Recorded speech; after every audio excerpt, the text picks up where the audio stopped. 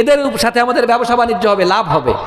তো 2.5 লক্ষ মানুষ যদি বাংলাদেশে ইজতেমা উপলক্ষে আসে, তো এরা কি বাংলাদেশে আসার সময় পারমিশন নেয় না? ভিসা নেয় কি না? বাংলাদেশ সরকার ভিসা কি বিনা পয়সায় দেয়? ওখানে আয় হয় না? যারা আসে তারা বিমানে আসে, ভাড়া দিয়ে আসে না?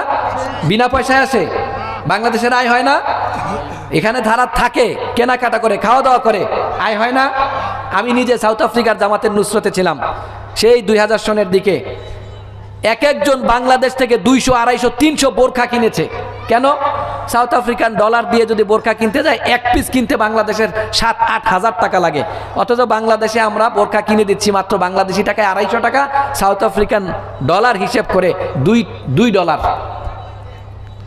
তো বলছে যে আমি আমার দেশে নিয়ে এটা ওইখানকার গায়িকা নায়িকা যা আছে সবাই উপহার দিব, দেখো এটা শালীন পোশাক, পরে দেখো, পরো, তুমি সেফ থাকবে, নিরাপদ থাকবে, তোমার দিকে অন্যরা তাকাবে না। খ্রিস্টানদেরকে উপহার দিব। 200-250 পিস বোরখা কিনে নিয়ে গেল এক একজন। 5 জনকে আমি মার্কেট করিয়েছিলাম, মনে পড়ছে আমার। চিরুনি, বাংলাদেশে এই চিরুনিটা 5 টাকায় কিনি আমরা না, তখন 2 টাকা, তারও আগে 1 টাকা। তো এক একজন 200, 300, 400 পিস চিরুনি কিনছে, দেশে যাবে হাদিয়া দিবে। হাদিসে পাকের মধ্যে আসছে তাহাব্বু কি তাহাদু তাহাব্বু, হাদিয়া দাও মোহাব্বত বাড়বে। তো সে চিন্তা করছে মোহাব্বতটা বাজায় আমি তাকে দিনের দাওয়াত দিয়ে দিব, এই জন্য হাদিয়া দেওয়ার জন্য 100 চিরুনি কিনছে মাত্র 200 টাকা দিয়ে, সাউথ আফ্রিকান ডলারের হিসাবে $2। তো এই যে 2 টাকার চিরুনি বিক্রি করেও বাংলাদেশের আয় হয় না?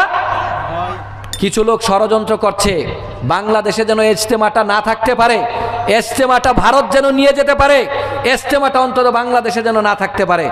এজন্য দাওয়াত ও তাবলীগের নামে কিছু লোক ভণ্ডামি শুরু করেছে, সাদ সাহেবের অনুসারীরা। তারা চায় বাংলাদেশ যেন এই আয় থেকে বঞ্চিত হয়। অতএব তাদের সাথে সঙ্গ দেওয়া যাবে না, তাদের সাথে সঙ্গ দেওয়া যাবে না। এটা ষড়যন্ত্র।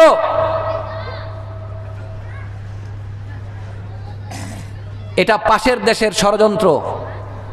একটা উর্বর ভূমি পেয়ে বসেছিল তারা, যেভাবে খুশি সেভাবে, যা খুশি তা।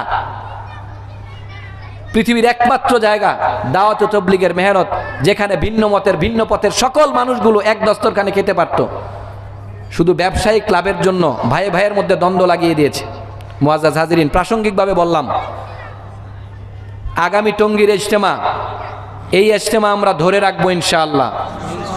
যেটা আমাদের দ্বীনের মাধ্যম, দ্বীন শেখার মাধ্যম, যেটা আমাদের ঈমান ইসলাম শেখার মাধ্যম।